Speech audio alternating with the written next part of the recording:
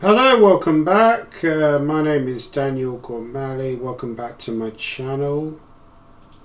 So today I want to talk a little bit about what it's like being a professional chess player in terms of the money situation.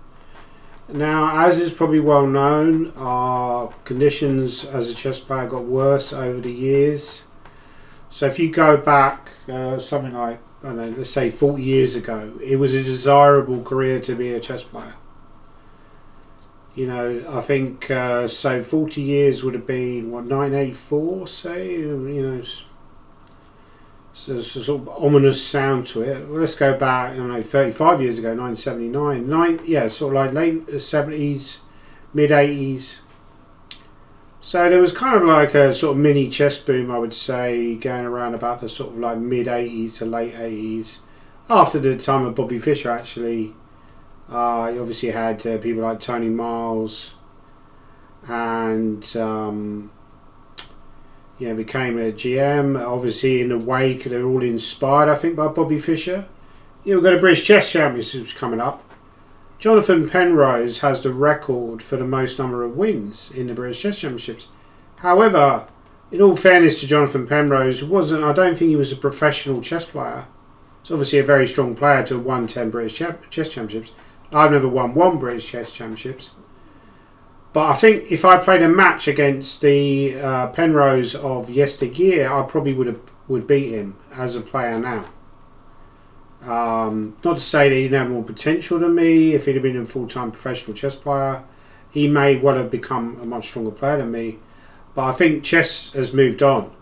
And I think the players that we have now are far stronger than the players who were winning the British Chess Championships 40 or 50 years ago. And I think someone like Tony Miles kind of ushered in that new era. He was much stronger. And I think partly because there was more sponsorship in British chess. It was more desirable to be a British chess player. But in recent times we've seen the cost of living crisis has affected what it takes to be a professional chess player. The kind of sacrifices that you have to make. More and more chess players are now moving away from playing tournaments and they're doing stuff like coaching. They're creating chessable courses because it's much cheaper to sit at home and write chess books and coach people online than it is to actually go out and play chess tournaments. I heard about back in the day, people would get like a sort of camper van. There's a few British GMs, people like Hebden, Julian Hodgson, Joe Gallagher, people like that. Maybe Stuart Conquest, I don't know. They go around Europe, and it was cheap. You'd play a few tournaments. Conditions were pretty good. The Berlin Wall hadn't come down by then, so it was cheap to play, and you would have a fairly good expectation you'd come away with a decent prize.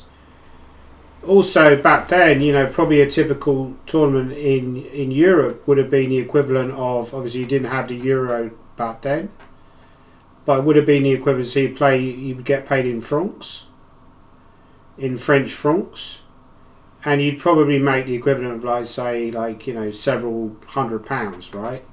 And that was back in the 1980s. It's worth far more than what it is now. So same if you play an English tournament, you basically play and you're gonna shell out, maybe let's say a typical weekender is £400 or £500. Well, you're shelling out, let's say I play Scarborough this year. I mean, that has got a better prize fund actually in recent years. It's something like £700 now. Going back a few years, it was only 500. It was 700, but there's a lot of players in that tournament. Even if you get 4.5 or 5, you're not guaranteed to win it outright. I got 4.5 last year. I had to share it, so that impacts on my expected. But I'm shelling out probably around about £200 when you just factor in accommodation, travel, and the fact that you're spending more on food than you would do at home. So what I want to talk about here is I was supposed to play in the Scottish Championships in Dunfermline this year. So Roddy Doyle, Roddy Doyle, that's a writer, right? Roddy Mackay is a really nice guy. Actually, he's an IM from Scotland. He's been Scottish Championships on many occasions. I think he's involved in the organisations. Also, Alex McFarland, who's a very respected arbiter. He's involved in Scottish chess, and so I wrote an article on my blog, which is called The Chess Test. So please check out my blog. And I said, is it time to adjust my expectations as a professional chess player? And I talked about how Dunfermline was very expensive when I checked the accommodation. I booked it quite late. I tried to book it quite late. So I went online. I went on a typical site like booking.com. I probably should have made more of an effort to maybe contact the Dunfermline tourist boards. Maybe that was another option I had. I didn't think of that option, to be honest. So I checked out booking.com, which is normally quite a good site in terms of you've got a lot of options, right? The cheapest option. So you do a filter on there. So I checked out 8 nights. So I would have stayed last Sunday. That would have been a couple of days ago. Would have stayed that night. The tournament would have started on a Monday, so I could have travelled up on a Monday. That was the thing, right? And then it's supposed to finish this Sunday. So I said, imagine my shock and disdain when I tried to book a hotel last week and found out the cheapest price for 8 nights was north of £900. So the cheapest hotel I found for 8 nights last week was £900. Now you can, in theory, I could have commuted in, so I could have maybe booked an Airbnb in Edinburgh. You have more options because Edinburgh's a much larger place than Dunfermline. But that was also something that I wasn't really tempted by, because I thought, I'm playing this tournament in Dunfermline. Do I really want to commute in? It's 15 miles to commute in every single day. I don't know how expensive it's going to be to commute in every day. Some of the days are 2 rounds a day, but obviously you can just stay in Dunfermline. That's not really a problem. It was more the commuting I didn't really like the sound of.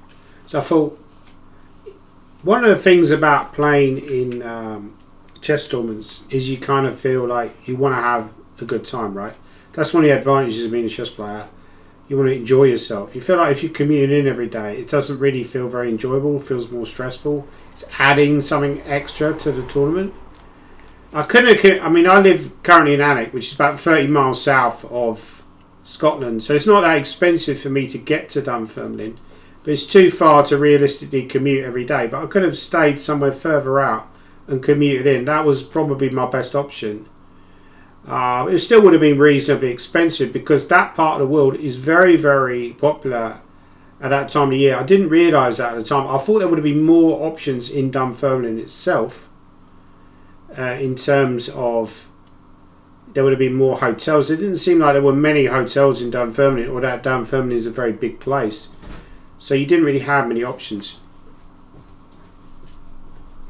Also go on to talk about the Airbnb options as well. I mean, I've stayed in Airbnbs before.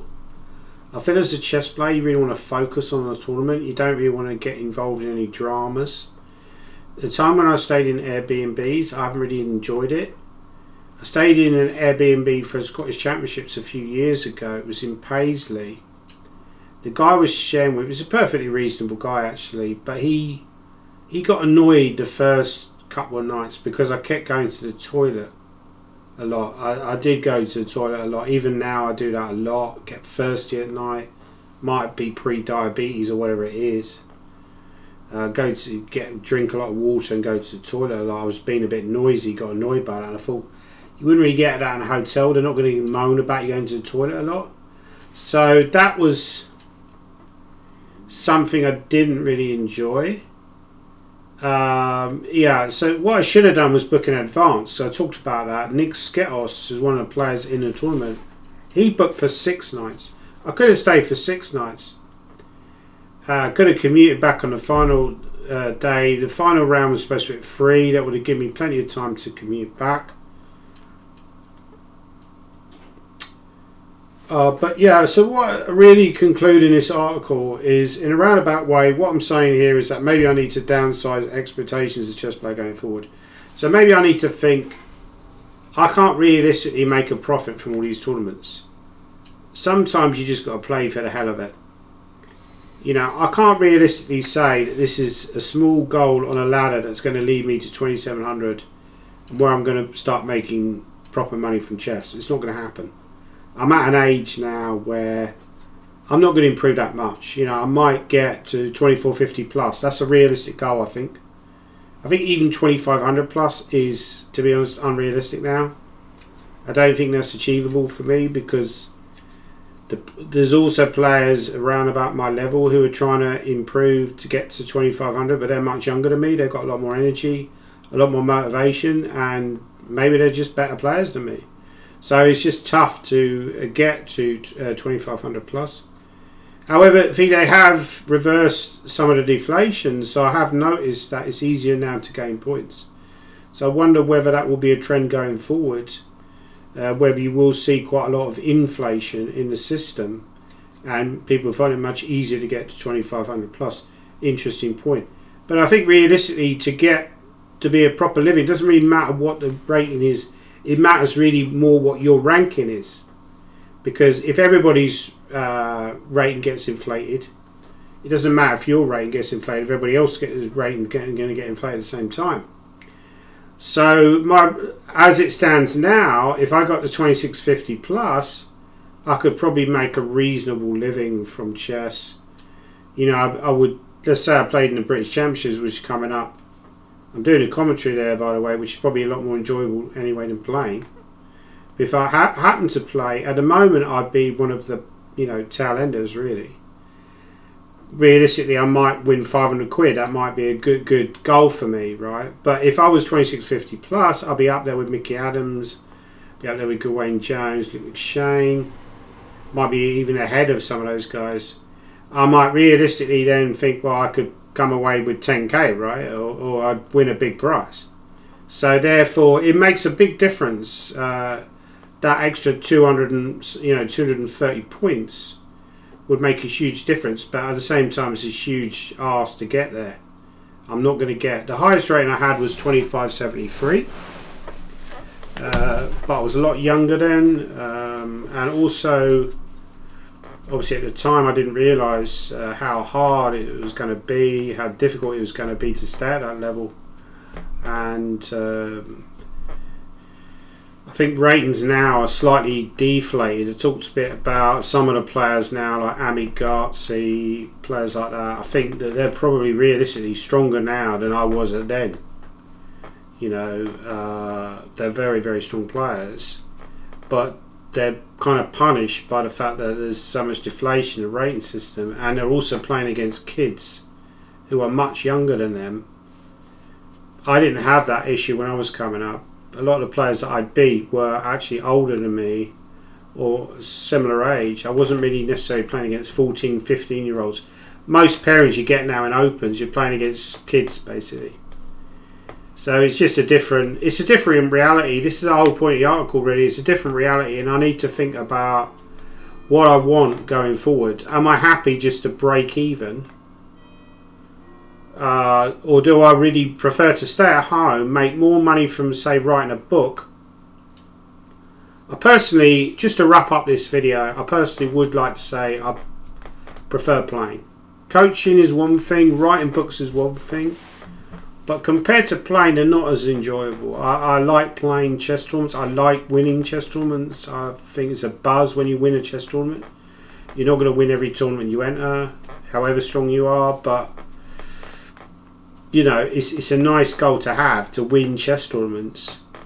If you just sat at home writing books and so on, you don't really get that same kind of buzz of involvement. So I regret not playing the Scottish Championships.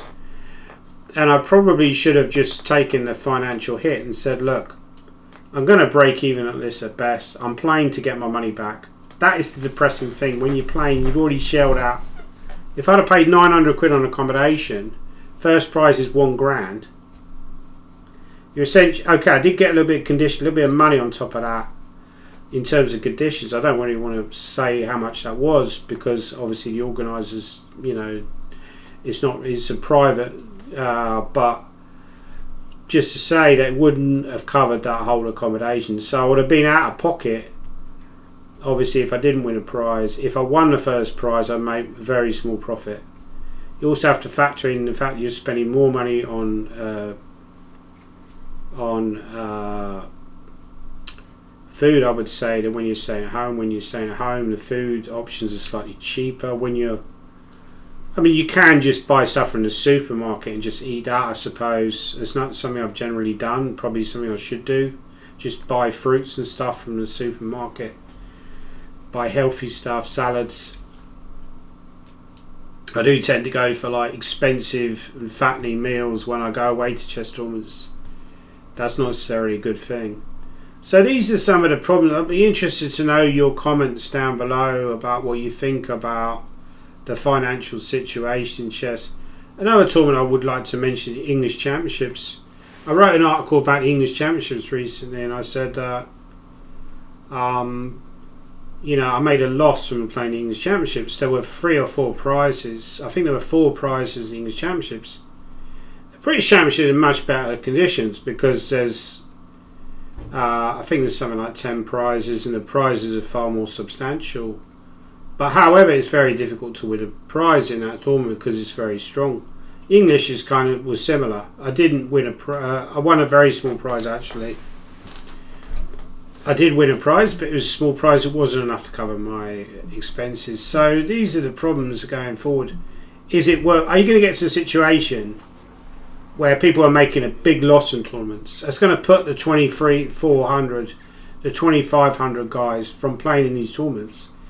If they feel they're going to make a big loss, people want to make a profit. Once you got to Grandmaster level, you feel like you don't want to just go into a tournament knowing you're going to make a thumping loss.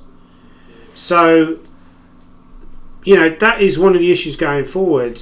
We're seeing at the moment there's a European Seniors, World Senior Team Championships taking place. Now, senior chess for England has been extremely successful. We've got a lot of very strong players. Michael Adams is board warden for England, which is incredible. Obviously, people like Glenn Fleer and Keith Arkle, John Ems, Nigel Davis also competing. But we've got 9 teams in that competition. What is the expense of putting in 9? Do we really need 9 teams in the seniors? I think we've fully embraced the seniors, which is great. But is that money? Surely that money would be better spent bumping up the prizes in the English Chess Championships. There's only 4 prizes in the English Chess Championships. That's not supporting a lot of the younger pros. I'm not talking about myself.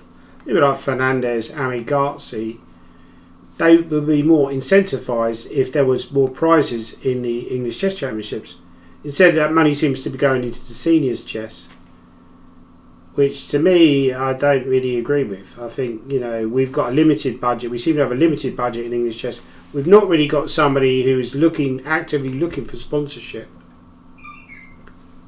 So I feel like these are some of the issues that need to be addressed, need to be looked at. But I need to see your comments. Do you agree with me that maybe we need to scale back a little bit on the seniors side of it? Is there any hope for chess going forward? Is it becoming increasingly elitist game where the lower rated GMs are just going to be priced out? We can't afford to play in tournaments anymore. Obviously, that Scottish Championships was a slightly exceptional case because it was in an area which is obviously very expensive. I'd imagine next year they would put it in a slightly cheaper location where you've got more options in terms of the hotels. So anyway, that's my thoughts on the whole thing. I think going forward, I'm going to just accept that I'm not making a profit from all these tournaments and just play tournaments and don't care too much if I'm making a loss from the tournament.